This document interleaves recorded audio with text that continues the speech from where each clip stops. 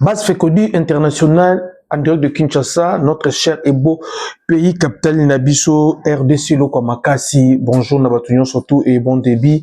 Yasmine à tous les Fekodistes où vous êtes éparpillés partout dans le monde, à 5 continents, là-bas, surtout. Vraiment, merci, je suis très content. Il y a beaucoup de bino na depuis semaine oyo, je sais que le week-end il est bien. Nzambe a Batlaki, Biso Nyon surtout. On va parler dans l'émission Nabiso Lelo, l'Inafoot, championnat national Nabiso. On va parler de U20. Il y a RDC. Tokobeta Masolo à quelques internationaux, il y a RDC, dans le club Nabango. Tokobeta Lisolo, où est allé papa ya Janeli Imbula, monsieur Willy Ndangi, Willy Weston, où il a répondre à cette version de fait par rapport à tout ce qui s'est dit sur carrière, il y a moins d'anaïe Janeli Imbula. Partout on passe, on dit qu'il y a Taboma Bala Imbula. Et aujourd'hui, il a parlé avec des preuves, Oyo, et qui choqué Batou, et des révélations très graves que M. Willy Ndangi a fait, et là où il est, n'a salué, j'ai beaucoup de respect avec ce monsieur-là, parce que j'ai eu du temps de parler avec lui 2 ou 3 fois, comme ça, dans le niveau de connaissance, il y a Balazanango, vraiment, c'est quand même honneur pour le Congo, cause à la Bongo, on va parler de la situation, Bananabiso, U15, au tournoi scolaire, à niveau, il y a Ghana, sa situation, participation dans le tournoi de Kindengenini. Et pourquoi pas, je vais vous présenter Alonjo et Ngwanda.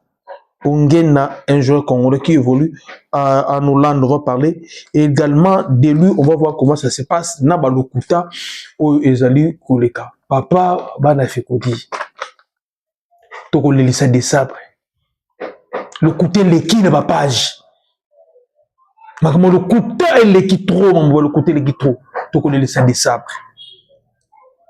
Mondela Batu, à l'élite, à Romela Tichampa. Si à Romela Soupunatolo, le côté l'équipe. On va parler. Un grand merci à ma fidèle de fidèles. Je vois Galvino, Maman Nouch Kambaka, Moulakisi, Yabana Mindele, Napesio Mbote Rodriguez, Chikuna, ya Maman Nanou Chikuna. Un grand merci également à Joshua Belni. Pourquoi pas Trésor Barino, Napesio Mbote, Napesi Mbote, na famille Mbala. Je vois Steven Mbala, Dajumbala. Mauvais Sadiki, le papa de nous à Sadiki, Napesio Mbote, et toujours dans le cadre jeune. Et Anel Kabafosset. Ce que vous allez, tribune pardon, sport, Congo Mikili, n'a pas si bien surtout Mbote Batoulinga Rafekodi, Bulldozer Wantete, Cashmani, n'a pas si Mbote, la base Fekodi Angola, Nazoya, en mois de juin, Fekodi, Tozoya, Luanda, et bon, c'est préparé, on va faire une série des émissions de niveau Luanda, bon, mais Mangaï n'a pas plage, n'a pas noté, base Fekodi à Luanda. Angola bomi mangai na terrain ba place o to ba primo rebetaka benter de loin de betaka ba kabushko bomi mangai na ba groupe d'animation bomi manga kuna naza na posa hôtel à Malonga puis à Lixité na posa boîte de nuit na posa plage JPT bomi manga na ba terrain balé l'équipe place ba balé l'équipe s'entraîne à là il y a des joueurs congolais bomi manga kuna bomi manga na wenza mabor on a yoka batanga ba komora. Vraiment, ça va se passer très bien. Badimaki Zoa Okende. Un grand merci na bateau Badimaki pour ça la prise en charge parce que Angolango, tu veux bien comment Nango Okendele. Biso a fait connu Togo qui n'est pas battu maté. Photo qui n'est pas officiel. Il faut visa. Comme un aéroport en Gilles Awa, comme un aéroport en Bango, comme un hôtel. Moi, je m'en fous. Nous sommes de Ouazalène, de la patrouille, la peu importe hôtel on a logé. Le plus important pour moi, on a terrain à Bango à Bali. Comment baza organiser pour na structure pour qu'on interdit ba stade na bango ba club de bango s'entraîne à ndenge nini na ba condition ndenge nini et les joueurs na ba club de bango bazana ba condition ndenge nini le salaire na bango on va évoluer ça na fosoki na mbongo na ba kwanza na dollar on va voir ça passe comment et les ndenge nini et les niveaux de football championnat bango organisé ndenge nini est-ce que ça va match reporté ba match raté ça se passe comment et là on a un hôtel en moins je viendrai pas. Pour un concert, ou autre que plage, ou autre que boîte de nuit. Biso kunate. Biso afekodiste kaka. Merci na boss Daouda Mouchoko, na Peshombo Tessika Ozali, Michel Panou, na Peshombo Adolphe Moutebachila Mwinda, na Peshombo Kito Panda Chala Lukapa, président Pakis, président Claude Mpende, vraiment base mobimbo boya manga kuna na mwana ya na pesa comme na sima mwana ya Fibo na Fibo. Playoff championnat national ya RDC Lina Foot Ibandaki Zoleka. Je vais vous commencer à vous donner d'abord les résultats. Ange vert, comment on appelle ça? Ange vert pour l'Aki 4. À 0 contre le Popo. On a vu les Aigles du Congo, deuxième victoire, l'équipe a Chimanga Matobo. Puis Matobo a gagné qui 2-1 Tanganyika. On a vu Simba faire match nul na Ranger de Kinshasa. Don Bosco a pollu devant Maniema Union. C'est bon, il y a de grands matchs. Choc, il y a deuxième journée, c'était TP Mazembe contre 2MP ici au stade de Kinshasa. Il y a des choses où il est kaki. Ici au stade de Kinshasa, il m'a pollu 1-0 à domicile face à Mazembe. J'ai vu les Bana Imana. Bon, c'est là. Oh, tu bêtis bien. Équipe bon, papa. Imana. Apollo na Mazembe. À domicile ici à Kinshasa. Et puis, bonjour, non. Match l'équipe bien. Tu bêtis bien. Tu dis tout bêtis. Tu me demandes, est-ce que va changer? Mais Imana va supporter à son déngéné. Est-ce que va supporter ça Imana? On a na yebi. Le club va Gédéon et Langa, va Gauthier Milele, va Veka, va Veki Mukuna, va Papa, va Chimanga, Olivier Chimanga, toujours Chimanga, Vidi Chimanga, toujours va Jimmy, toujours va Mondo, va Kaz, va Justin Kaza, ce que vous en avez parlé, n'a pas son beauté.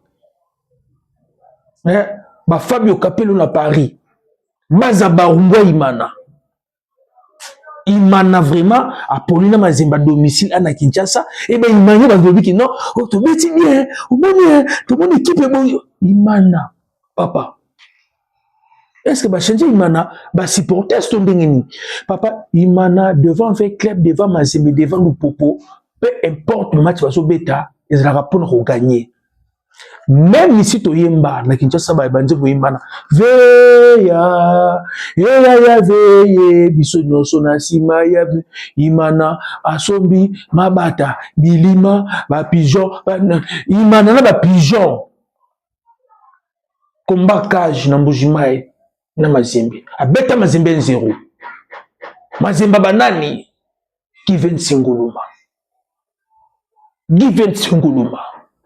Bashundu stopila. Mona beta ba combat cage, ba bomba ba na Mbujimai. Sona kana sona Mbujimai, a beta bango. Mais il m'a appelé à domicile, banadora. Oh to beti bien, eh ngaye, imane. Oh si on va noter l'équipe, on oui un mot bon, parce que on joue sur les réseaux. To bo mara vite na ba imanango. Imana beti na Mazembe. Puis il m'a appelé à Kinshasa. Faire plaisir oblige, qu'on mette un peu de problème. Mais qu'on a la attitude, on va manifester, on s'est payé pour nous, de prendre un sucre à un cac, yo. Oui, mana. Ma titi m'a dit, faut mettre trop bas la mouka, papa trop bas zunga roba imana. Parce que la monde va dire, c'est trop tiré imana, ils aussi, imana te. Papa imana. Kalatolana qui dans matiti je aimerais imana basiruana vraiment na osinga na imana bo se ressaisir parce que bo polina imagine ah bo se pele na bino non normal vous ne savez pas que non Mazembe bête titre est-ce que imana bête titre imana bête place africaine tout le monde bête au point que la Coupe d'Afrique il faut comptabiliser le nombre de matchs à domicile je ba match no domicile gagnant aucun le bani libana on me parle de top comme que la Coupe d'Afrique. Vraiment, moi, dans l'attitude du Oyo, rivalité est à la source tellement ma balle. Balle que koufa. Dans l'attitude autour comme on a haut. Et simbate. Papa, Imana. Hein? DCMP a acheté Kotoko de Koumassi. DCMP Julius Berger d'Algérie. Ah! Banadora Bukendawa Pico. Banadora na ole la bino feko désolé la banadora bozapi équipe zo kufa équipe moi c'est pour ba défaite comme match ngo to beti bien to mon équipe par rapport à l'équipe liboso équipe est bongi imana na ba pigeon azali na foot na ba pigeon azali na foot banaimane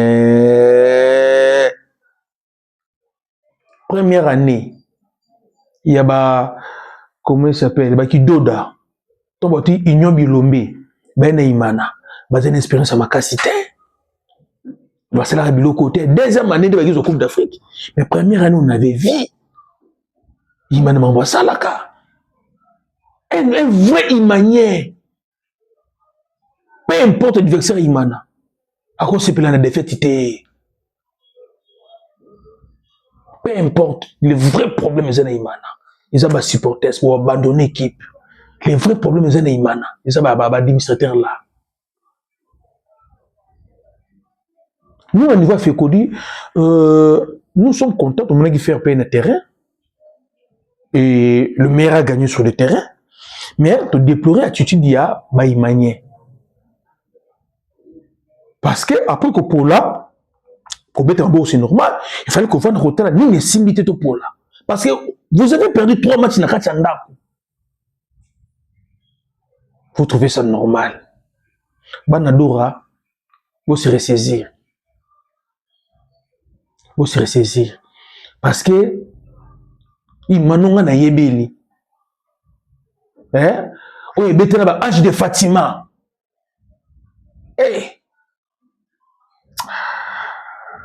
Salaki a prendre bien chimite.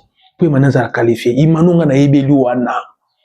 Apollina Mazimina Kinshasa. 1-0. Puis on trouve un normal. Pas possible. Ils ont dit Mazima Poli 1-0 na imana na Lubumbashi. Après Mazima non ah to beti na biso bien. Au monde to beti bien. Ah papa, imana ils ont les éclatés. Moi de SMP, ils ont les éclatés. Ils ont rangerté. Et même ba tangani kala ba malolete DCMP za matiti mabe. Lorsque vous n'arrivez pas à connaître grandeur ya imana. Alors boutika imana. Boutika imana, ce que kufa et kufa. Mais à niveau comme c'est imanati. Côté kuna vraiment photo la vérité côté kuna et c'est les biso pas si match za ko betama na biso bino courir qui na stade. Bon, et ça quand na Kinshasa c'était courir qui nango. Courir qui na stade. Mais totally ce qu'on a remarqué tant on ne pas betaka, bazo ba disposition ni en soto. To e ba côté que courir qui parce que groupe ça la kawana maman papa tout le monde a l'autre côté. Mais comment on a match il faut courir mais qui est na groupe ko mutu dans na clip so kanga bacha bakanga démarrer groupe aza même pas na stade kutu to yebi kutu sur le groupe on na carburant bobi c'est biso baba na Fécodi lina foot après que vous allez incapable de sécuriser batu na stade na match vita aujourd'hui il m'a nazo beta match bozu ba pour baba éclairage bo pelisi ndambo epelite stade mo lili toujours nous ba série match mo il m'a betaka au fait ba match qui ni fait ba penalty matin puis vumbi lei ba biki ba taimana ba no yaka le bozo mona te match ba penalty ba matin pa telle fait bitre yaka no mona bien te nini no mona bien te nini éclairage ça muké ba taper éclairage muké match a rejoué manaki ça ba borne il m'a gagné vraiment côté on a lina foot bongisa côté kuna avec la babeta lelo na sanga ba lende bana veya moral ko yebinote bana sanga balende na ebiki ba master na to ba wewa c'est pas pour rien sanga balende pour na Kinshasa mais match za wiko boto bisa batonge boto nso balingwa la ba danda tina ba mbujuma ba kananga ko boto na baba tu peux ce match na vous bana VS le moment venu boza la souder une équipe na bino bolba beaucoup activer ba joueur bino bolba beaucoup kingaite bolba beaucoup activer ba joueur dans playoff. J'espère papa bote que la Nzombo ou mongo na paka Juma alamba Nzombo musaka bo sandisi Nzombo pour trouver kata matchité.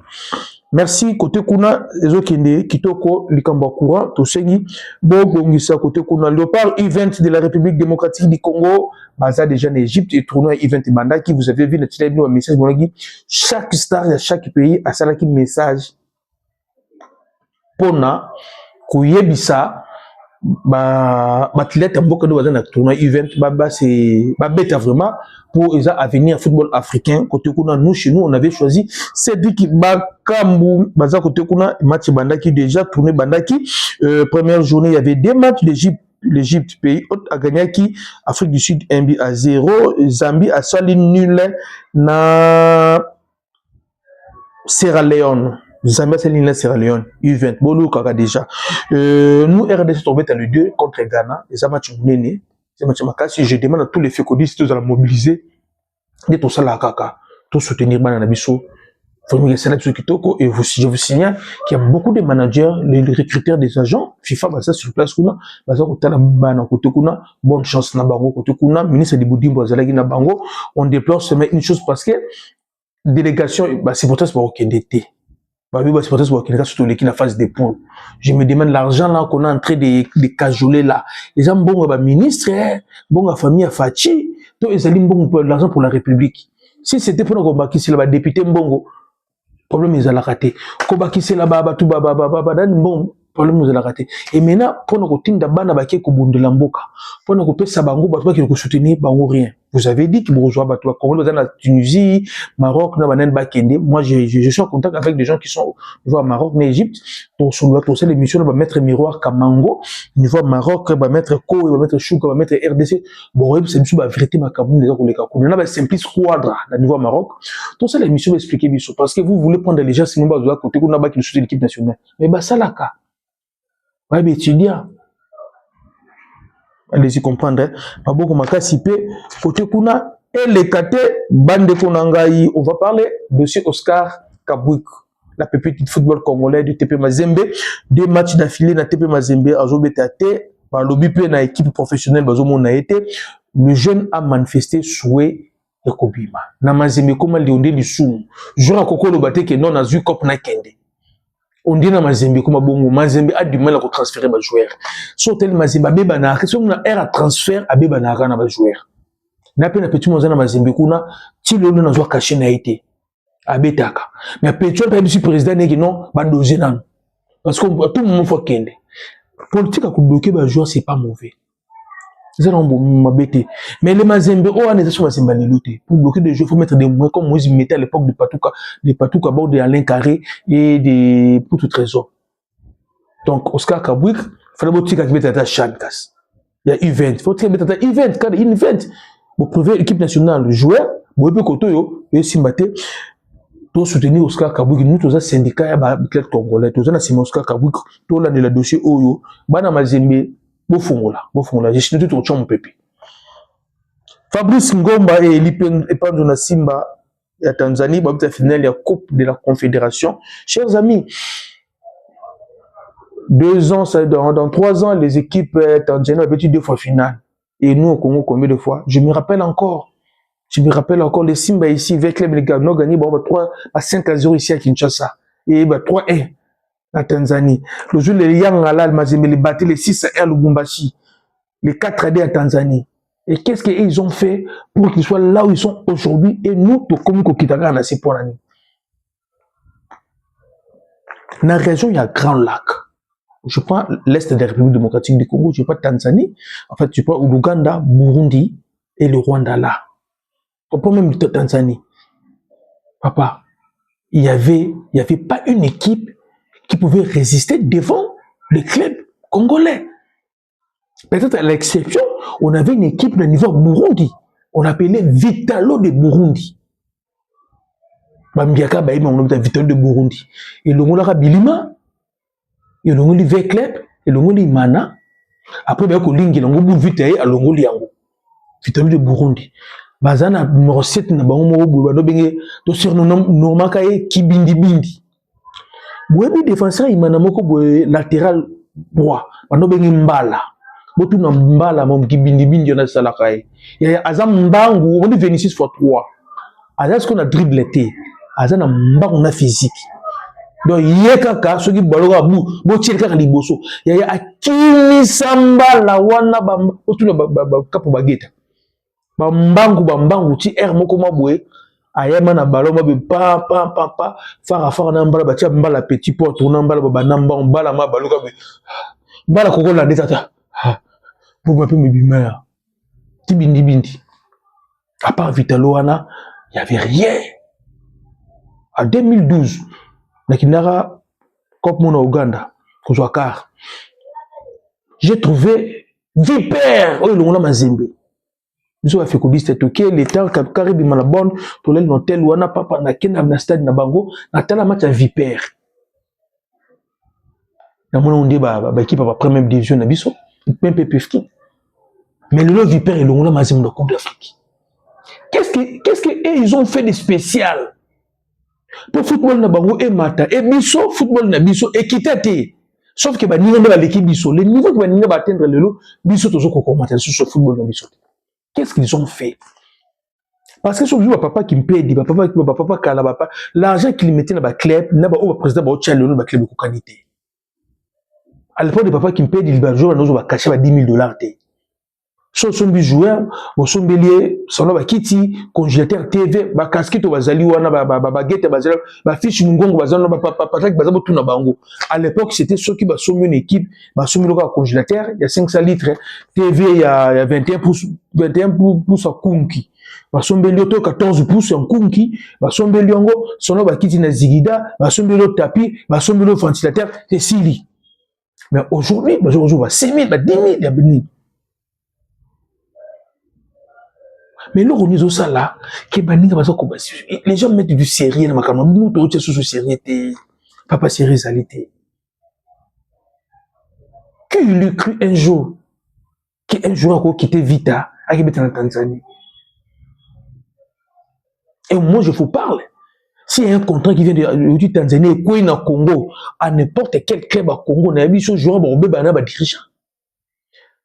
Et là, on est au bon c'est juste un sérieux. Et le sérieux va commencer à niveau de fédération. L'INAFOOT, le dirigeant du club. Faut être sérieux. Papa, je vois à gauche, je vois à droite, papa.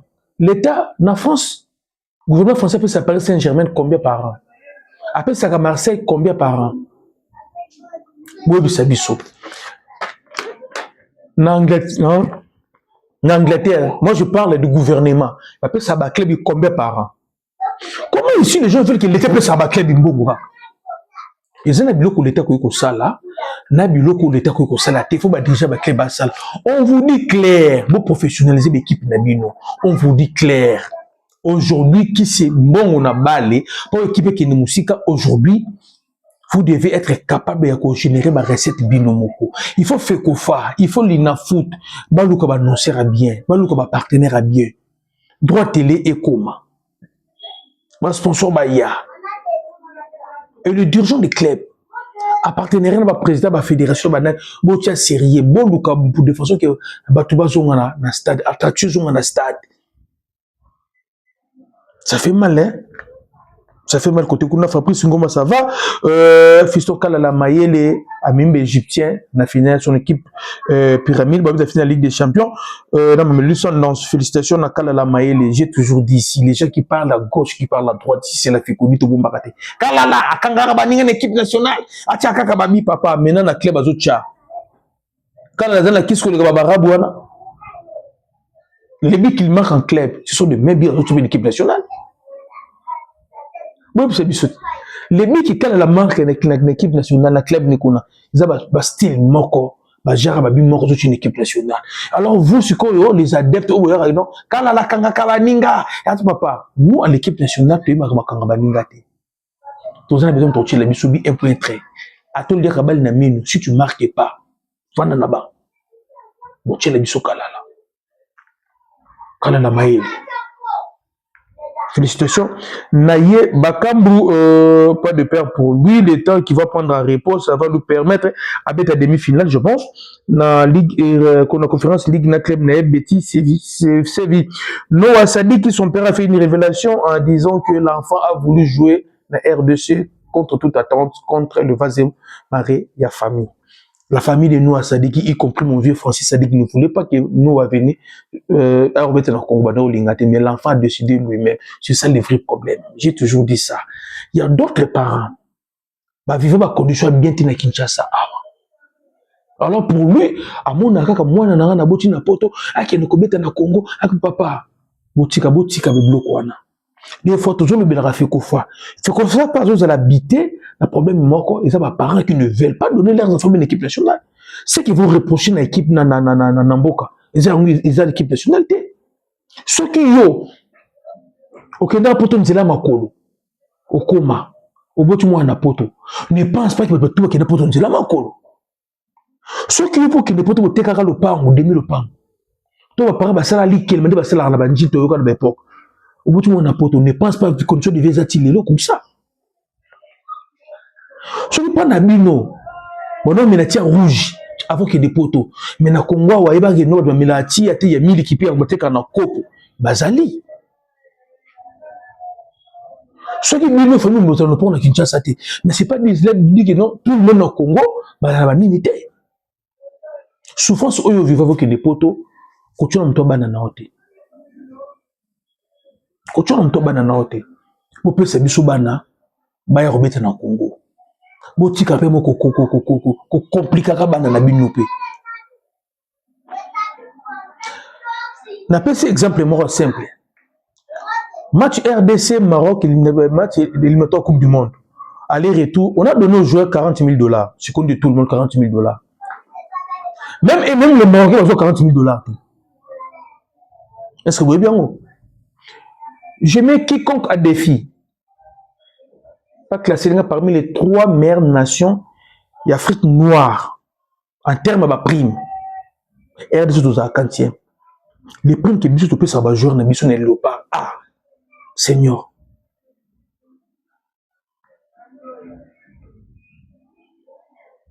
Bambo Kébé, tout le monde appelle ça. Côte d'Ivoire a gagné Coupe d'Afrique. L'argent qu'on a donné des parcelles à des joueurs, ils ont la valeur de $75 000. Nous sommes valeur de $75 000. Bon vérifier, $75 000.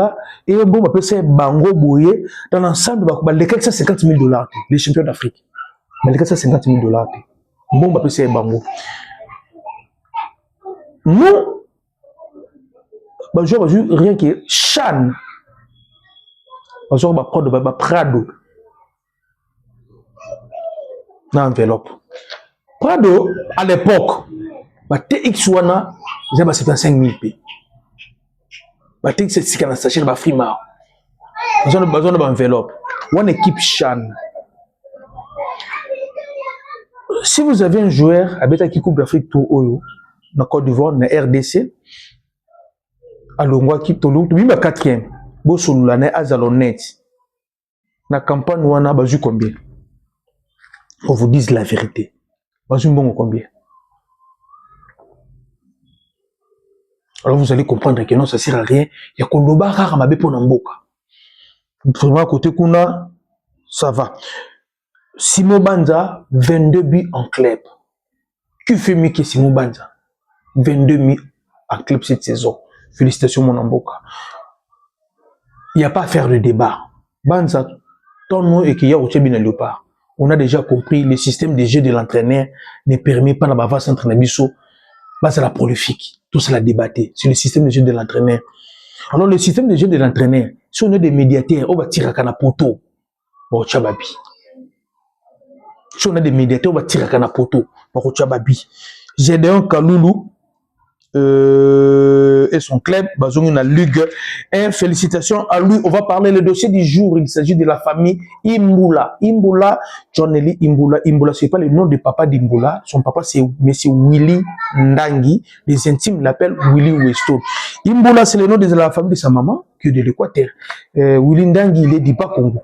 D'accord. On va parler parce que les gens parlent. Baloba. Et le monsieur Willy Ndangi, le papa de Johnny Imboula, a répondu à Batouté. Cette fois-ci, il a répondu aux gens qui disent que Willy Ndangi a beau carrière à mon année Johnny Imboula. Pourquoi au Janelli fallait qu'il y ait une négociation dans la Real. Allez, papa n'a vu photo, au besoin de photo, na Chilibino a publié en gros, dès cela qui est réel, babouma en gros. Le papa de Janelli a dit tout haut. L'invitation qu'il avait réussi dans Djibouti, C'était pas pour transférer Janely na Real. Bakendaki basolo papa Angeltu bengi papa Imbula basolo lui baso photo oyo. Angeltu lui a dit que ton enfant a lancé à bien. Soit continue à percer oyo, on a chouchou nangai. Quand la chouchou nangai, cela ne veut pas dire qu'il n'a pas na Real parce que entraîneur n'est qui na équipe à zanon de mettre hôpital. Alors on va changer la peu moto. Donc après, en 2015, Angeltu qui a une opération aux États-Unis, Jaden Toyaka. Et ça m'a eu Salamaka. Et maintenant, les gens disent que non, c'est parce que papa y a Imbula a publié une photo, il y a un Ancelotti, il est foutu qui est cela qui est barbare. Or, c'est pas ça. C'est pas ça. En quoi le papa d'Imbula? À cause de la photo, on va publier un pour toi précipitant sur Imbula. On a transféré à $20. 20 millions de dollars pour toi précipitant parce que lorsque on dit que le joueur réel a mon joueur, tu sais qu'il est bon. Et pour toi précipitant à joyer, na boule robet essayer à être capable de bénéficier. Et le transfert de Imbula de Marseille à Porto à 20 millions de dollars là, il permettait à Marseille à sauter faillite parce que Marseille a des problèmes, il y a un bon transfert wana et ça va bien parce que ceux qui Marseille bon on est côté répété. Marseille en a faillite, il y a qui est deuxième division. Vous savez très bien en France, il y a des conditions pour qu'il puisse être Ligue 1. C'est pas comme nous ici à Kinshasa, équipe il y a première division, il y a Ligue 1, basé na budget, basé na siège, basé na ordinateur, tout ça se passe dans l'ordinateur, il y a entraîneur, il y a président et des fois d'autres documents, il y a club qui saisissent na cyber dans coin. Il y a un grand club dans le temps, comme on dit, à niveau de Bumbashi, ça transfère à joueur, il y a un bonébélé, mais pas coûter na bar, na restaurant, transfert, et je me rappelle c'est un bon, on soit frappé bien dans le billet.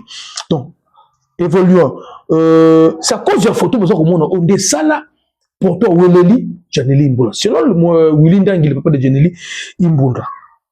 Le papa de Janely Imbula dit que non, son fils, on est vérifié. Si aujourd'hui Imbula jouait que tout le monde, son père a fait des sacrifices. Besoin Poto, Bobindo Bossa pour qu'il ait un entraînement que nous l'avons dit la raille.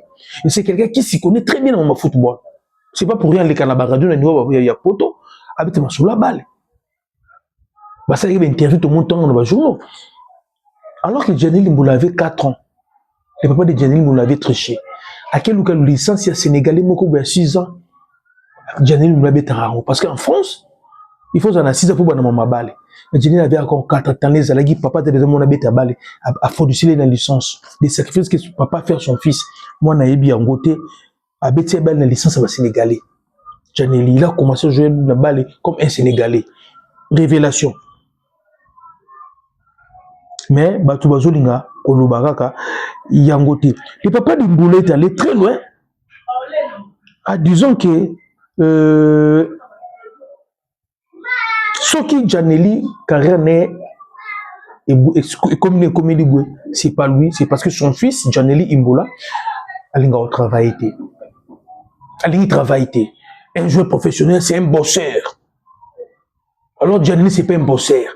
Après, on va transformer 20 millions au Stock City. Janely rendement des équipes. Et son papa, à chaque fois, non, mon fils, c'est pas ça. Il faut faire ça, tu es un joueur professionnel. Et Janely disait, papa, non, je vais gérer. T'inquiète, je vais gérer. Au finish, manque, il y a travail. Un joueur professionnel, il faut travailler. Il faut avoir une science privée. Et Janely peut nous prouver aujourd'hui, pendant que son papa lui reprochait qu'il a travaillé, volume à travailler les heures au Kita. Janely faisait des travaux privés quelque part. C'est qu'il a touché dans Stock City. Pourquoi après Stock City? Son papa dit que non, il a faute n'a été, il a faute sur moi qui n'est pas bosseur. Et le papa dit, ruiner un joueur, ça veut dire quoi? Willy Ndang a dit, on peut ruiner un joueur. C'est son agent, son banquier et son mariage. Lorsque un papa a touché un salaire à moi naté, a accès à compte à moi naté, a ruiné moi Ndengeni. Janely avait décidé de se séparer de papa naé, a joué manager monsieur congolais, oyo et comment me commis le bout. Lorsqu'il s'est séparé de papa naé, Janely avait combien na banque, na compte naé. Il a fait des millions. Azan a club Alikolo, bakaba na papa naé. Depuis bakaba na papa naé, où est Janely aujourd'hui? Si réellement c'est son papa, M'ta ruiné dans ma carrière naïe. Bakabouana na papa naïe, pourquoi azo kokate aye ti Maroc. Ti Maroc et Simbité. Test médical que bakati Janelli. C'est quelqu'un qui ne travaille pas. Et ça, la surtout pas être perdre talent le coula. Janelli, son papa est allé loin, il a fait une révélation, bon a fait Kodi. Abisso qui carrière à mon année béba. C'est parce que Janelli a Congo. Ici, nous déplorons que Janelli a retard. Mais son père a dit, Janelli a Congo. Il a deux matchs. Quand il a deux matchs na Congo, après match à Gabon, je pense, Janelli a fait son poto. Amateurisme, il va faire quoi? Billet retour, va passer billet, va trouver le vol après 3 jours. On joue le dimanche. Janela comme un club n'est mercredi. Oh, dans un club, dans une structure professionnelle, tu ne peux pas venir 3 jours après. On joue le dimanche à 14h. On te laisse les journées de lundi. Et le mardi, tu dois te présenter dans l'entraînement. Donc, on joue le dimanche, tu quittes le lundi. Mardi, ceux qui d'entraînement dans ton osalité, mais tu fais signaler déjà aux agents les après-midi, et Janelli, on joue le dimanche. À quelque comme on a club le mercredi, 3 jours après, pour l'entraînement le 4e jour. Il a été puni. Il est une équipe professionnelle. Comme Janelli n'aime pas travailler, avant d'en épée. Tout ça, le papa dit RDCP et Damoanaté. Et le quoi là? Bassom l'arba jour aller-retour, jour ailleurs, comme jour vous trouvez les places en avion, 3 jours après match à Betaki. Oh, journée fait du dimanche, on accepte le lundi, retard à jour, mais retard à 3 jours. Il a fait aussi une révélation. Et là, à l'époque, ils allaient sous-souter, je tiens à dire, et là, on est à la soune de part. Que Janelli Imbula, yiba kaye, teni intime na ye, na le part. Révélation très grave, bana fait Kodi. Janelli Imbula, yiba ye, teni intime na ye. Pendant que tu bêtes un match, on a un match, je pense, Janelli Azara meilleur joueur à match. Baké n'hôtel, n'attend pas bibliothèque un petit papa n'aime pas bibliothèque intime mon on a été depuis on a rozonga pour tout tilelo kabassel na kabassel. Moi je demanderai à mon vieux Willinden qui respecte beaucoup avec beaucoup de respect. C'est un consultant aussi, je le consulte beaucoup. Alors lorsqu'il s'agit de dossiers moi à ma casse niveau il y a FIFA to CAF, tout le club na benga Willinden le papa de Janelli. Mon vieux Willy Weston Willindangi Tchanase. Je sais que pour la façon dont vous gérez vos histoires au niveau Europe, mais nous sommes des Bantous. Janelli a mon nord, mon sera sumbelo dans le beaucoup, au kata le beaucoup te. On vit au Lindangi, Janelli a mon nayo. Madba lo bakana bango bebi sa carrière mwana. Yo yebi ke sa lokuta. Bato bakuta na ba solo net ngana yebi ke sa agote. Moi je pense que c'était pas vraiment important aussi défendre na dossier haut. C'était pas important. Janelli a mon non. Peu importe ce qu'il continue à dire à mon non, c'est là qu'à mon non. C'était pas vraiment important, mon vieux, on répond à Batouana. Ça fait mal. Mais ça n'a pas si, ton telle interview na yo. Ça n'a pas si, telle grandeur na yo, tout ce que vous avez comme connaissance dans ma sport, tout ce que vous avez fait pour moi na yo. Aux en vie privée na yo, mais tout ce que vous avez fait, sacrifié pour moi na yo. Comment on a eu un comme le la télévision et que et comme ça l'échange de paroles entre yo na moi na les bien été. Jogo Imbula papa Adriano habite une équipe nationale président de l'Italie. Vous comprenez? Oui, ça Adriano mon nom est le Mneni. Vie nous avons sa vie à Batou. Pour ça, un problème côté Kounate Bana Fekodi qui met Ezala des sabres, avant de des sabres, fait qu'on fait encore une fois de plus amateurisme à gogo. Il y a une abondance. Mais il va faire qu'on fait. Tout le interscolaire, il faut mettre à Ghana. Il fallait l'équipe de monsieur qui n'est pas Mibali, U15. Vous savez que l'équipe de monsieur qui n'est pas Mibali, comme à 8h, match de 10h. Comme à 8h, l'état de l'aéroport, l'équipe d'hôtel. Il faut aller dans le stade match de 10h. Après, il score fleuve. Tout ça, le président de la FECOFA, il y a qu'on a Andimi qui faut tirer à Bango. les problèmes administratifs pour l'équipe d'âge. Et que si Lacan, les problèmes administratifs pour l'équipe d'âge, et que si Lacan mon colonie n'amboka oyo.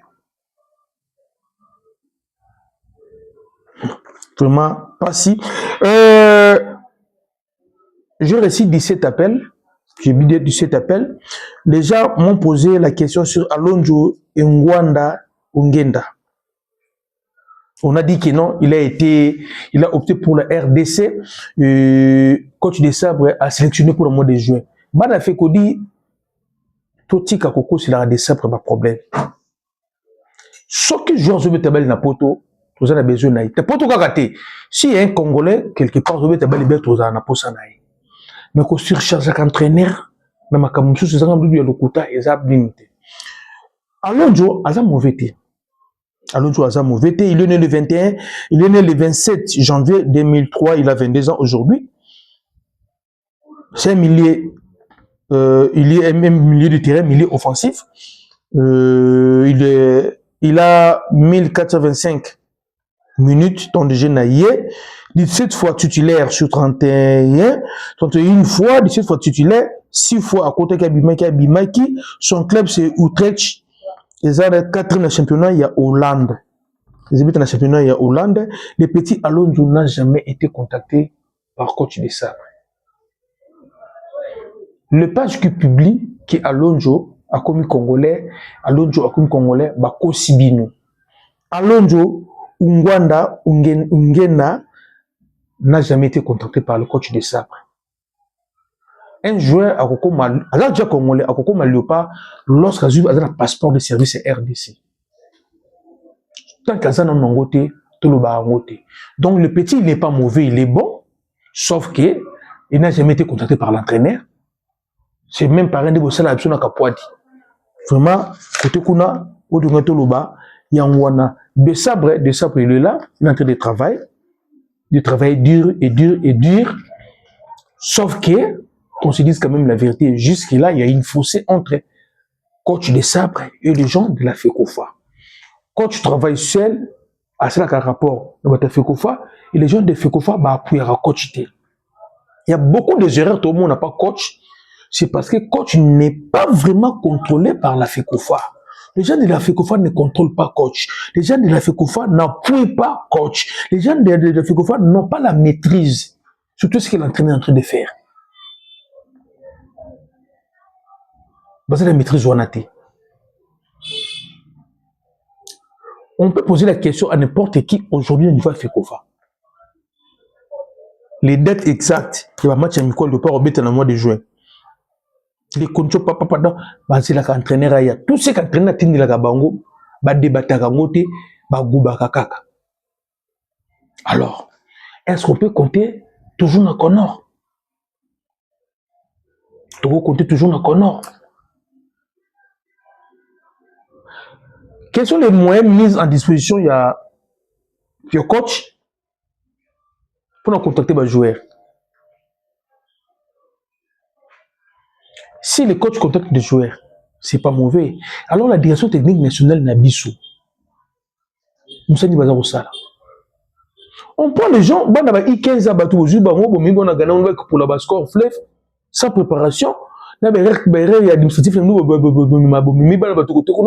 qu'il y a un niveau local. Est-ce qu'il y a un tournoi, un championnat organisé par la FECOFA pour l'équipe de jeunes et Zalakana? Le président de FECOFA pour ne pas reboire aux sanctions, de Totika qui ban naba beta kaka, de participer dans le bana batu, victime expiratoire, ba kende kaka. Vraiment, ils a passé. Pour finir, je salue depuis la ville, New York City, je salue Elos Koupan Namakombo. Vraiment, on a pu sur Motesiko Zali, Byzance Boui, pour séjour aux États-Unis, on a pu sur Motesiko Batutu Bolinga Fikodi, na Kangara téléphone, Batu Babenga Kinga pour na Alonso, plus de précision. C'est un bon joueur, mais non, on ne connaît pas entraîneur. Merci, bye.